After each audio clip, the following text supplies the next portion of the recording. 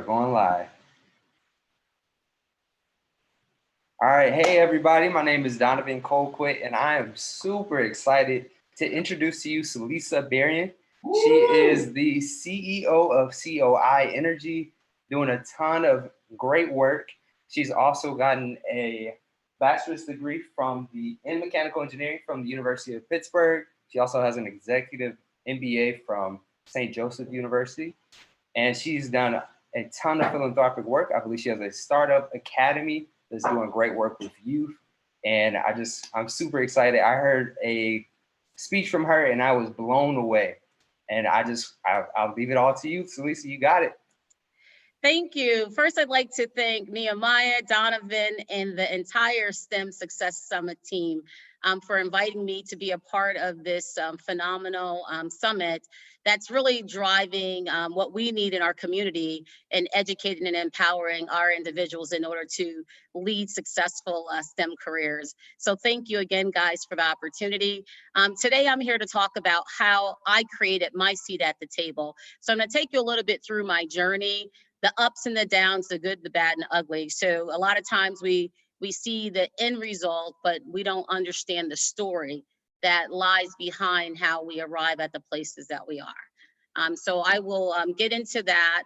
And then I look forward to having, feedback session in the end.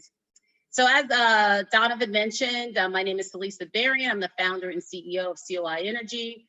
I'm going to talk today about my self-made Girl Scout career, a little bit about my college experience, my early career in the electric utility industry, being in philanthropy, how I got into that, and then just being a serial entrepreneur. So let's just jump into it. 8 years old. You know, how a lot of things happen in our lives is just because of our experiences.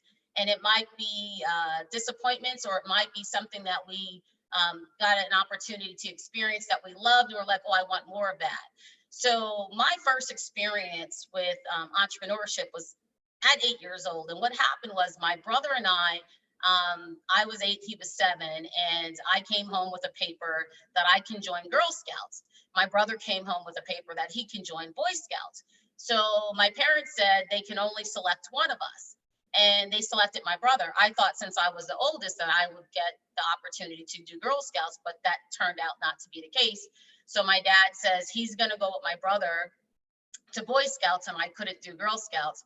I got a little bit upset about it, but then I said, okay, you know, what could I do? And I think back on my 8-year-old self, and I'm like, wow, like I remember that conversation in my head saying, what could I do to give myself a similar experience? So I created a girls club in the back of my house. We had this little patio area, and I invited little girls in my community that were similar to me that didn't have the opportunity to go to Girl Scouts. So we started off with having these club meetings in my patio. And I said, okay, well, we have to sell things in order for us to be able to do activities. So back then, if anyone is familiar with what we called squeeze cups, it was just Kool-Aid frozen in a cup, and we would sell it for 10 cents. I got up as far as 25 cents that I sold the squeeze cups for. So I started selling those. I had an egg carton as my cash register. And my godmother, she would come by and see me sitting out in the front of the house with my, little cash register, which was an egg carton, and I put my coins in certain areas. And if I got dollar bills, I just put it underneath the cart, the egg carton. And my godmother says, I'm going to buy you a cash register. And so that was the first investment in my company. My godmother bought me a little cash register, and we sold a bunch of squeeze cups, which we were able to use the revenue from that to go and purchase other types of items. So we got potato chips, cookies, candy, penny candy at the time. I don't know if you guys know anything about penny candy, but those candy fishes and all those Mary Janes and things, those were really popular candies. We sold it for a penny. And at the time, it seemed like we were making a lot of money. But what I recognized as I got older is that experience really started me off in my foundation of entrepreneurship and being able to solve a problem instead of getting upset about me getting a no from my parents saying that I couldn't be in Girl Scouts, I said, how could I create an experience for myself and for other people that were similar to me? And we went on to have a whole lot of fun, and we made money in the spare time, and we got to do different activities.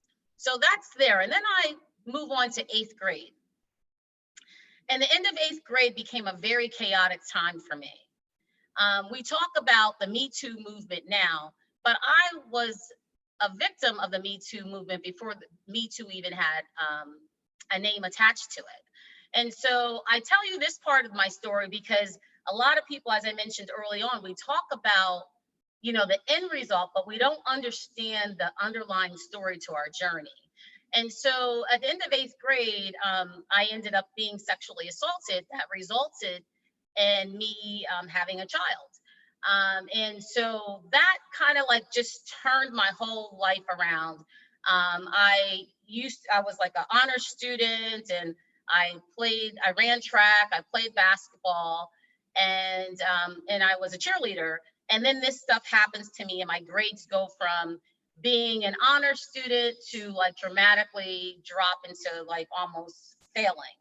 And one thing, and for any adults on the line and parents that are listening to this, what I tell folks, and if you're mentoring students, pay attention to the signs, because all the signs were there that something went wrong, something really bad happened to me, but my parents never recognized the signs.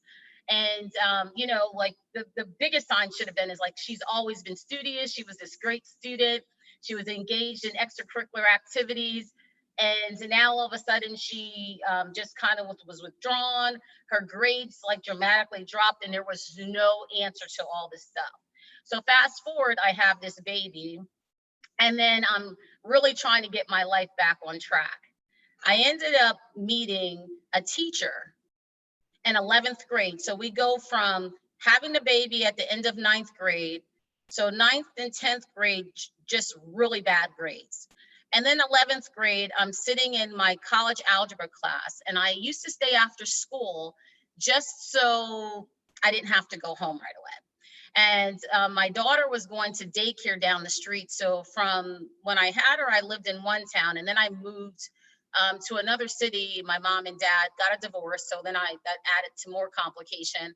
I ended up moving with my dad to another town, and then I didn't have my daughter go to the daycare at the school because I didn't want people to associate me with it being a teenage mom and really discounting what other like value I can bring. So I had her go to a daycare that wasn't at the school, so no one in this new school knew I had a child.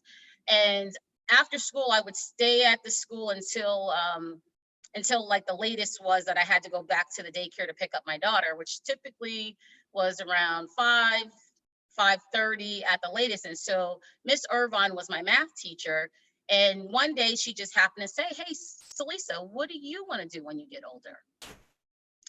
And I said, I want to be a radio broadcaster or an attorney. And in my head, the reason why I chose those two career choices, because my uncle was a radio broadcaster, so we try to be what we see.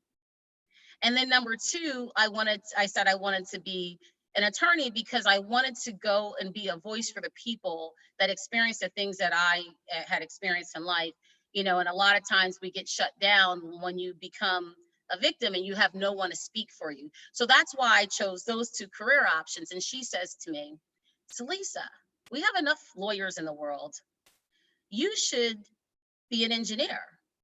And I said, well, I don't want to work on cars, and I don't want to fix trains.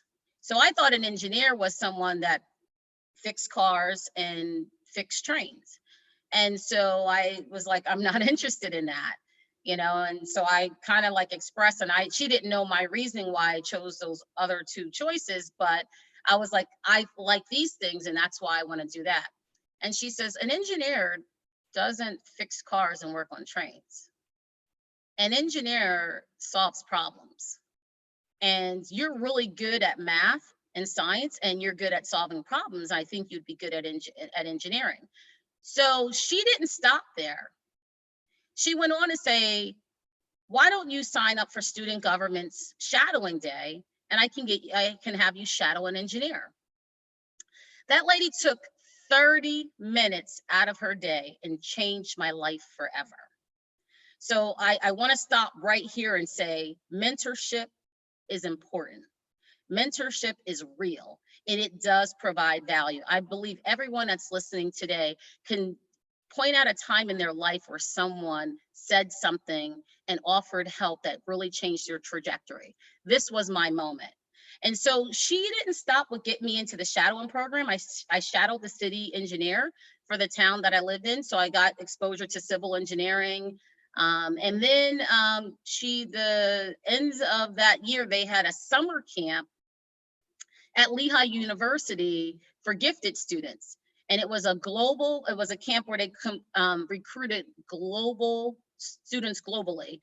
And as I mentioned early on in my talk, my grades had dramatically dropped from me being an honor student in middle school to like basically failing in 9th and 10th grade. So clearly I didn't fit the mold to go to Lehigh University and be a part of this gifted program. But she wrote a recommendation for me and she says, SaLisa, I think this would be really good for you and you'll have more exposure to engineering. So it was a bioengineering camp. I went to the camp, completed it, did an awesome time, had an awesome experience.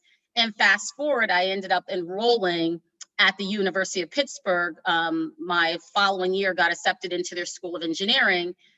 And my first pit stop, no pun intended, was at the Pitt Engineering Impact Program. And the Pitt Engineering Impact Program is a minority program founded by Dr. Carl H. Lewis, who was my mentor, my confidant, my father, where I didn't have, when my father wasn't there to be the father. I mean, this man turned out to be a person that picked up the baton from Miss Barbara Irvine, the teacher that I had in 11th grade that kind of got me into engineering. And he really reinforced, the things that were important from a foundational standpoint for me to be successful. So he wrapped around services. The Pitt Engineering Impact Program was a premier program of its time. They had national recognition about the things that they did to achieve to help students of minority descent achieve and excel in engineering. And so they weren't just bringing in students, they were successfully graduating them. And I was one of them. I graduated with my mechanical engineering degree in 4 years, and I had a child that I took to college with me. And so I say that to say it really makes a difference of who you have around you and those people that are there supporting you and letting you know that you can do this. They believe in you sometimes more than you believe in yourself. During my time at Pitt, I went through some challenges. I remember my senior year with taking atomic physics, I had a professor that failed me on every exam and every quiz that we had. He just gave me an F. And I had study partners, and these study partners, like, I knew that I did the same thing they did because we studied together, and we would compare our results, and I'm getting an F and they're getting A's, B's, and C's. And it's like, how's that happening? And we have like the same answers. So this professor says to me, and he calls me out in front of everybody in class, and he calls me a Greek tragedy. And he says, do you know what a Greek tragedy is? And I'm like, no, I'm not Greek. I'm African American. And so, no. And I actually knew, but I just kind of was pushing back on him for him to kind of say that. And he's like, well, you're a Greek tragedy waiting to happen, and you don't belong in my class. So this man felt, because of my color, that I didn't deserve a seat at the table in his classroom. So his intention from the day I got there was to make sure that I did not pass. If it wasn't for the Engineering Impact Program and having Dr. Lewis as my mentor, my advisor, and having someone that I can go back to and really share what happened, Dr. Lewis helped give me a voice, because the person that I was after the traumatic events in 8th grade, I kind of became this introvert that just didn't say anything, and I just accepted what happened. And I would have never went back and tried to fight the situation. And I took it to Dr. Lewis. He took it to the vice chancellor. They ended up doing an independent study of all my quiz and tests and found out I never failed anything, as I knew. But this man, he was tenured and he was the chair of the department, so he had the authority to do what he did. And the long story short was, that gave me the confidence to say, SaLisa, just don't sit back waiting on things to happen. You got to take control in your own hands in order to move forward. And so that takes me to my early career. I graduated from the University of Pittsburgh in 4 years, as I mentioned, with a mechanical engineering degree. I'm truly an introvert, so I'm a true typical engineer. However, during my internships, working in distribution engineering at one of the utility companies outside of Pittsburgh, I recognized that I did not like the traditional sitting and designing things. And I wanted to kind of engage with people, even though I really didn't like talking to people. And I know it sounds really weird, but that's kind of what I wanted to do. I was like, I wanted something like that's constantly changing, and I had to figure out how to solve that next thing. So I applied to this utility in Eastern Pennsylvania, which their building that's behind me right there. It's Pennsylvania Power and Light. And I got a position in their sales and marketing. So back during that time, they only hired engineers to be like their technical sales and marketing. So my role was to go out and talk to industrial and commercial customers, help them see what their process is, and identify the bottlenecks in their process and how we can use technology in order to eliminate those bottlenecks. So early career, looking at building envelopes, like for those mechanical engineers that are watching this, and saying, okay, they have these types of systems in here and they're pretty inefficient. I recommend you go with like a heat pump that has a COP of 3.0 or greater, things like that. That's what I did for the businesses and the industries that I worked with. So I'll look at production lines and say, if you did this, you can produce more widgets, from utilizing this more efficient technology. And so I really loved it. I didn't like the fact that I had to go to all these networking events and talk to people and engage with a whole lot of folks. Like, you would see me at these events standing in the corner, and I never recognized the fact that I was always standing next to the table where the food was. And so years later, I happened to watch someone doing that, and I'm like, oh my God, everybody's noticed me, and I thought I was like hiding by the table.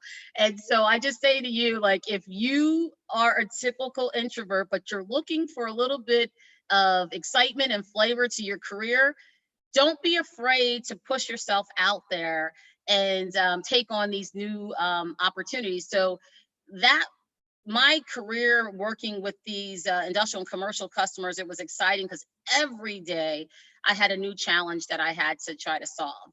And I got excited about solving different problems each day. So it wasn't the same, mundane things in and out, every day in and out. And so with that, my career really started to really leapfrog. But what helped me with my introvertness was my company recognized that I had like this issue with not being able to, like, I really didn't like to speak up a lot. I still was a little shy and everything. And there was a Dale Carnegie course, and I was like, okay, well, could I go? And they were like, yes. So they paid for me to do Dale Carnegie. That helped me with my speech. And one of the things that I learned in Dale Carnegie was, imagine the room that you're speaking to, a room of people where everyone is sitting on the toilet with their pants down. And so when you imagine that environment, your fear goes away. And sometimes you might start laughing, but you got to be professional and keep your, presentation on track.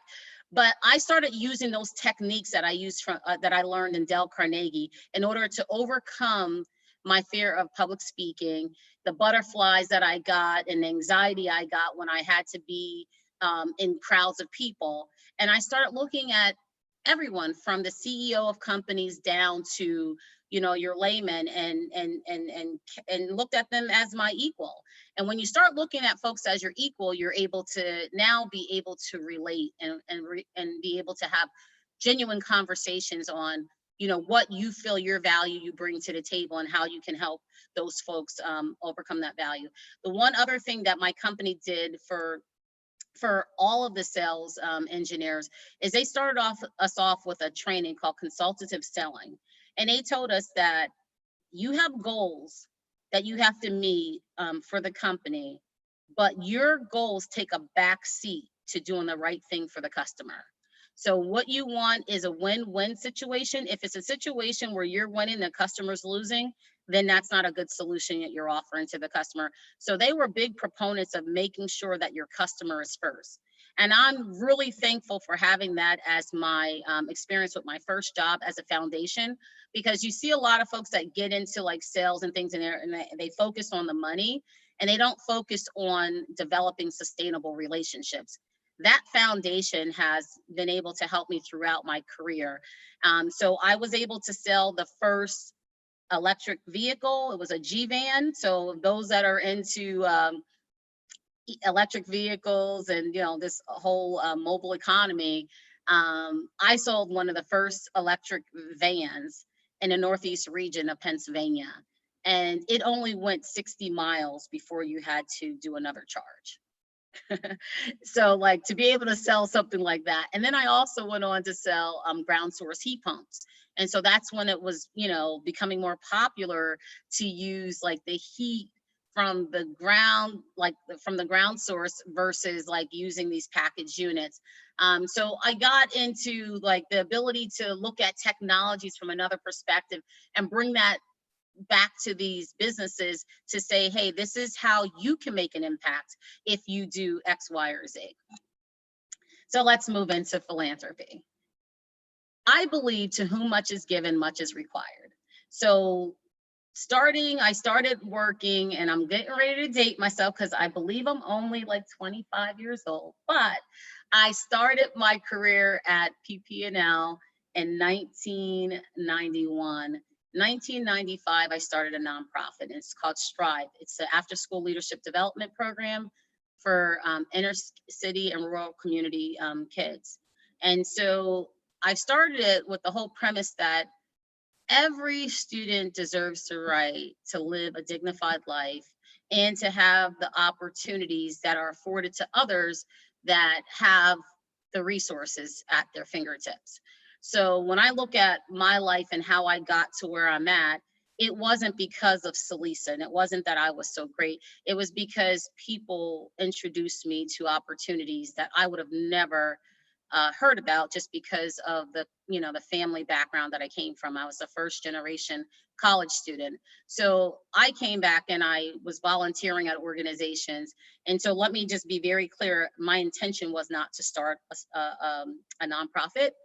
I was volunteering for 4 years at other nonprofits, and I came up with this idea to offer leadership training with the tutoring. And that really came from my experience in the engineering impact program, how they provided us wraparound services, and that really helped support me. And so I was like, what could we do? What could I do to help, move that forward for others? And so one of the biggest things I remember when I was in high school, I went to dinner with some family friends, and I did not know how to properly use a knife and a fork. And so I remember cutting steak and everything fell on the floor, and I was so embarrassed. And I said, I would never want like anyone to have to go through that. So with Strive, that was a part of our first programming, is that we got the students exposed to like things they traditionally would not have known about. So they were getting STEM training at Lehigh University, the Lehigh University NSBE chapter. They were the mentors. So I know Dr. Carl Reed spoke before I did. I'm a NSBE sister for life, since back in the 80s. And I started 3 NSBE junior chapters, one in Pennsylvania on Lehigh University's campus, and 2 in Florida, one at Florida Polytechnic and one at USF. And I did that because I recognized, the value that I got. And so that's where Strive, that's how that all came about. And then fast forward to like going through my career, I ended up starting COI Ladder Institute. And my purpose of starting that was to empower women and millennials for them to take their careers or businesses to the next level. And so I curate conferences in Martha's Vineyard, taking us, our people, out of our normal environment and putting us on an island where we're able to focus on how do we develop ourselves and become our best selves. And a part of that is looking at resources, you know, getting coaching, and also self-help. You know, a lot of times we need that therapy. So I call it founder therapy in order for us to keep ourselves in balance. We can't constantly run 100% and think that we're going to be at our peak performance. And so taking some time out to just balance that joyful living along with, you know, working hard and playing hard concepts. So that's where that came about.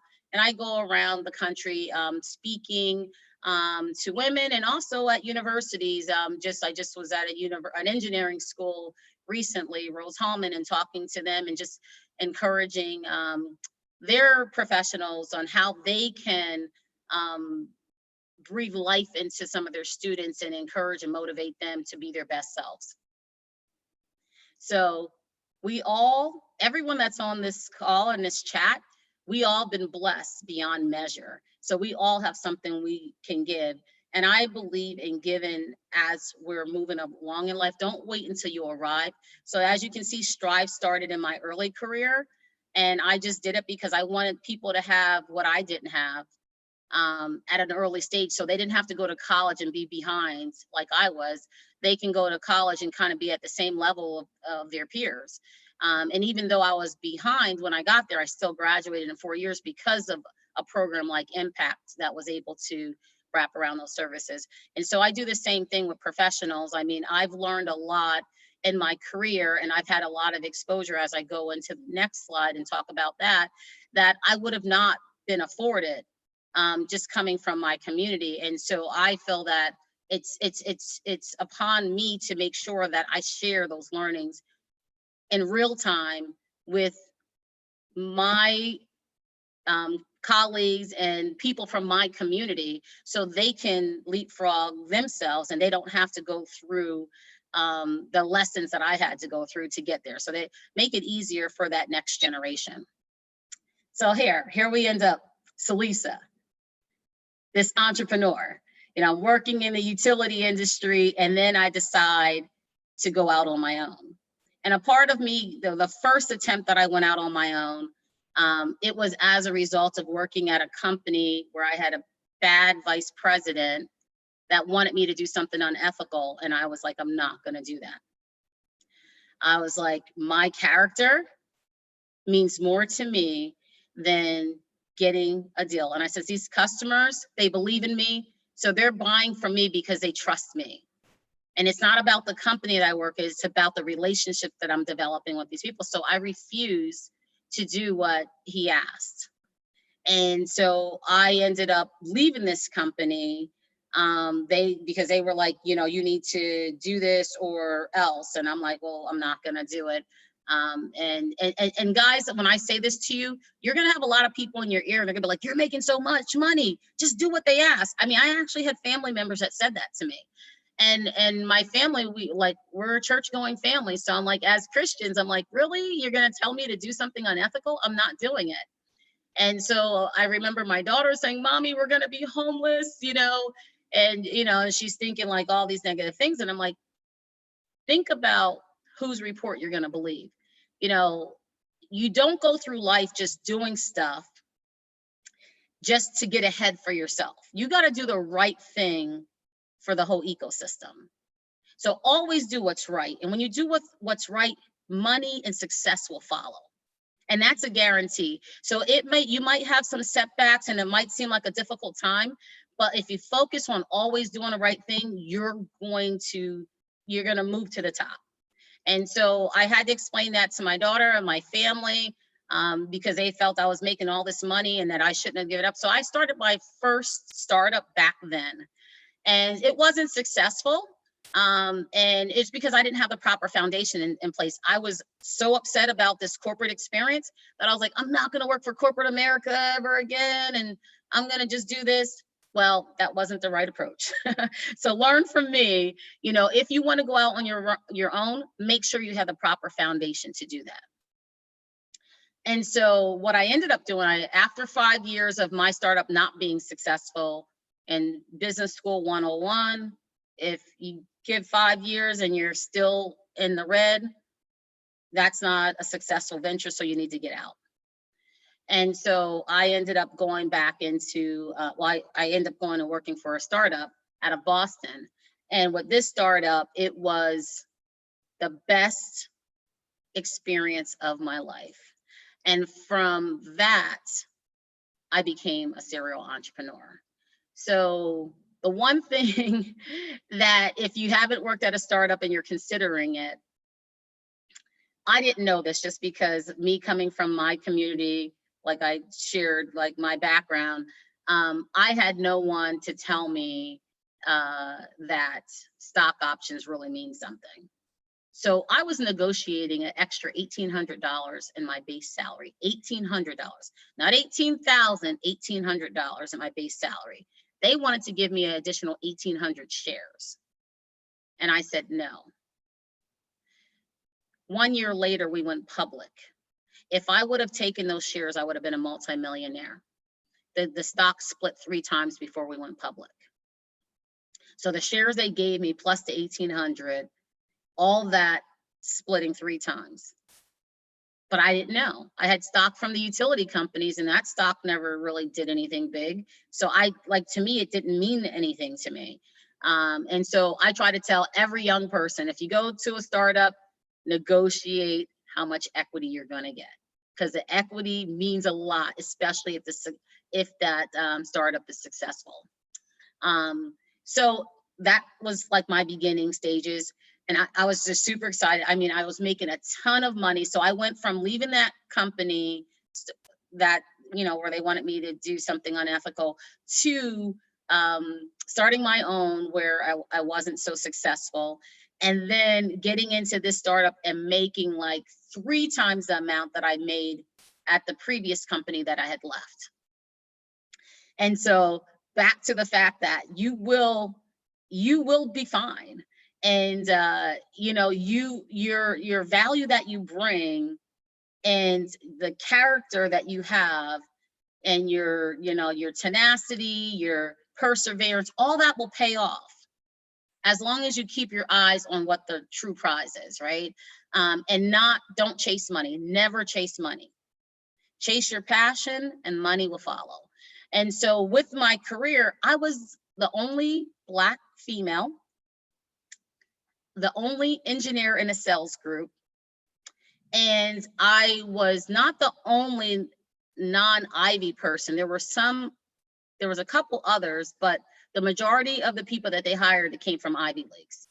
And so they basically, their business model was like, you hire these smart people from the Ivies, we're gonna make a ton of money and what have you. So my first year at the company, I didn't make my goal. So I started in May, and I need you guys to really pay attention to these nuggets that I'm giving you. I started in May, and I had an annual goal that was the same as everyone that had been there from January.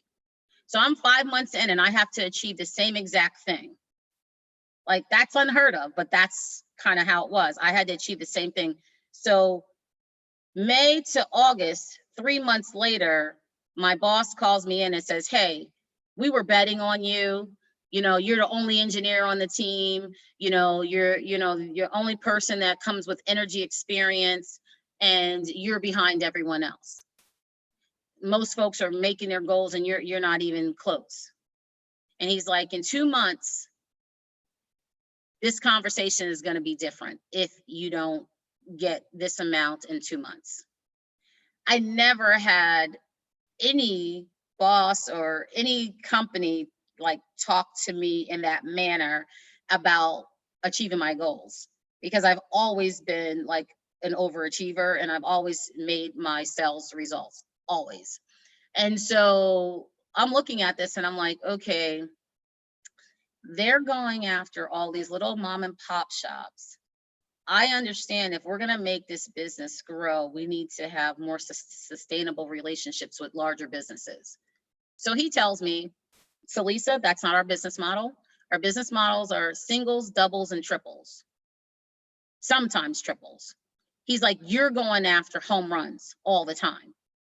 And he's like, so stop doing that because that's not our business model and focus on the singles and doubles. And like, he's like, I don't want to have this conversation again. I was like, whoa, that's like a little bit deep for me. So because he was my boss, I had to do what he asked me to do. But because I came from a background in energy and I am an engineer, I recognize that there's more value that you can bring to the business if you diversify your portfolio and you don't just come with these singles and doubles that, you'll close quick deals, but they're not going to be lasting. So I continued working on those larger deals, national key accounts on the side. So that was during my own personal time. And during the day, I did what he asked. So I ended up closing those small deals that he wanted me to. I closed those. So when 2 months came, I had exceeded the number that he wanted me to be at. And then by the end of the year, I was at 90-something% of my goal. But just go back to what I told you in the beginning. I started in May. So I really was over 100-something% of my goal. But because they made me, have the same goal as everyone else, it came out that I was at 90-something% of goal. Fast forward to the next year, those relationships that I was developing on the side started to pay off. So I exceeded my annual goal in August of the next year. Then the following year, I exceeded my annual goal the first week in April. And then at that time, they decided to retroactively change the commission plan in April. They said they were changing it retroactively back to January.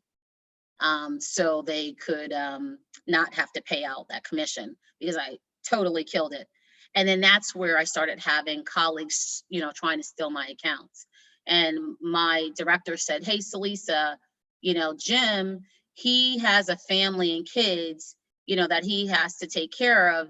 So, you should give him that account. But wait a second, I closed that deal. Like I'm a single parent and I have children that I have to take care of. I have 2 homes that I have to, that I have to pay mortgages on. I don't have anyone helping me. Why do I have to give, my deals to someone else? But those are the kind of things that happen. And they never really, during my time there, never said, hey, like, SaLisa, you're doing an awesome job or whatever. It wasn't until I left when the CEO, I actually helped them start their market in the UK.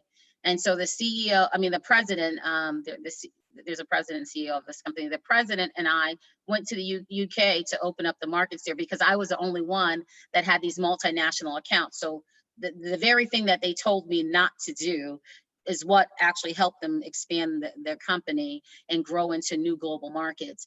And so when I left, he says, how could we let our best star performer leave the company? And so he sent that in an email. He called me trying to see like how he can get me back. But while I was there, they never once even acknowledged the fact that I was their top performer. And so fast forward a couple years later, that same director that I had that said to me that they were going to let me go if it was like, if things didn't change in 2 months, he calls me and says, hey, SaLisa, I'm at this company and I'd like to bring you on the team. So I did go and I went to work with him because I give people another chance, and he seemed that he had matured since that time. And once I get to this company, I start in August, and in December, they're trying to figure out why they're not making sales. Like they have this big meeting of like, why aren't they making their sales goals? We need to, the CEO was like, we need to let our customers know that we're selling them a Lexus value. And so we need to articulate the value of the Lexus that we're giving to them. And this was software as a service company. And so I raised my hand and I said, but suppose they want a Toyota. And everyone kind of looked at me like, whoa, no, she didn't say that. But not only that, the guy that was my director at the previous company, now he's the senior vice president of this company that brought me on, he looked at me with disgust, like, how dare she embarrass me? I ended up finding out that he sold me to them and said, if anyone can change this, it would be SaLisa. Now, mind you, he never came back to like even acknowledge the stuff that happened at the previous company. Like, so he doesn't even know that I knew about like what they said about like, oh, she'll take things, you know, and make it successful. He didn't tell me this. Another salesperson says, yeah, we heard that, you know, you're this rock star and that you're going to close deals in 4 months. Okay. I'm like, okay, so it took you guys 2 years to try to close a deal, and I'm going to do it in 4 months. Like, you, that's the time that you need to start developing a relationship. So I say all that to say is you got to recognize your own value. And when you know who you are and what you bring to the table, you're able to get up from the table and go to another table and create your own seats at tables when you need to. And that's what I ended up doing, because I'm like, there's like no way. So when that day in December, when they looked at me like I was crazy, I'm like, you know, the basics of entrepreneurship is you got to give what the customer's asking for. You can't try to force them, you know, with this square peg into this round hole and saying, okay, well, I'm going to show you the value of this Lexus, even though you're very clearly telling me you want a Toyota. And where they missed the mark was you give them a Toyota and then they want different other features added to it. When you add those features, it exceeds what they would have gotten out of that Lexus. But it was like not being wise, you know, and so that day I was like, I cannot do this. So I typically try to stay at a company for a minimum of a year. But I always would try to do 2 years because I just liked my resume looking good. And this is the first company that I left within 6 months. And I left I ended up leaving February 1st, and on February 8th, 2016, I started COI Energy. And I bootstrapped the business to our first $1 million contract. So it was all of my funds I put in because I believed that I know that the solution that I was bringing to the table was going to deliver value to customers and give them what they're looking for. And so that leads me to some of the founder tips. And I want to make sure that if there's some questions here. So I want to just make sure I kind of get that into, yeah, so give you some quick founder tips before I wrap this up is COI. So my company, COI Energy, it stands for Circle of Influence. I truly believe we don't get to where we're at because of ourselves. We get to where we're at because of the circle around us. And that circle, they could propel us forward. They can challenge us.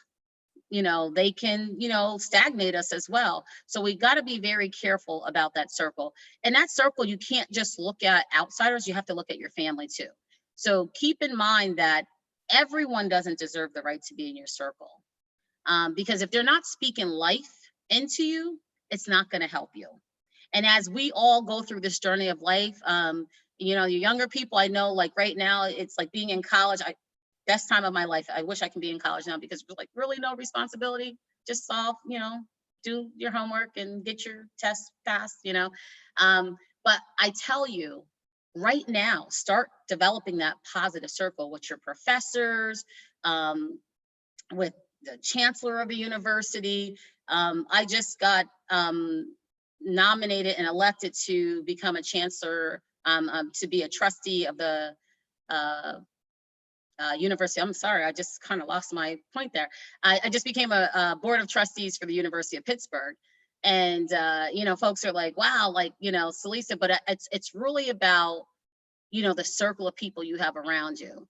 And so when I was at Pitt, I didn't lean on my professors a lot.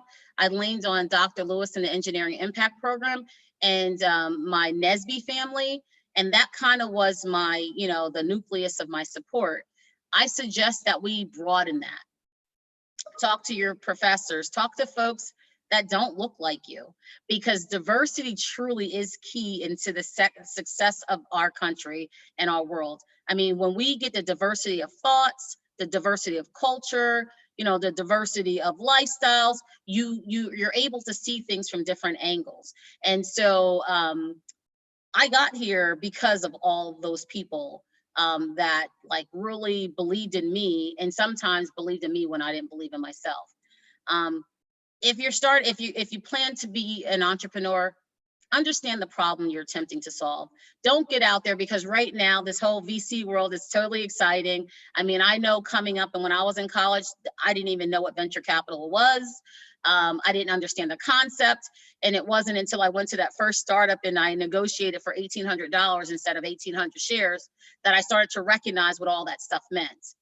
So make sure that if you get into the entrepreneur world, understand the problem you're trying to solve, and then make sure that customers believe that that problem you're solving is making their life better.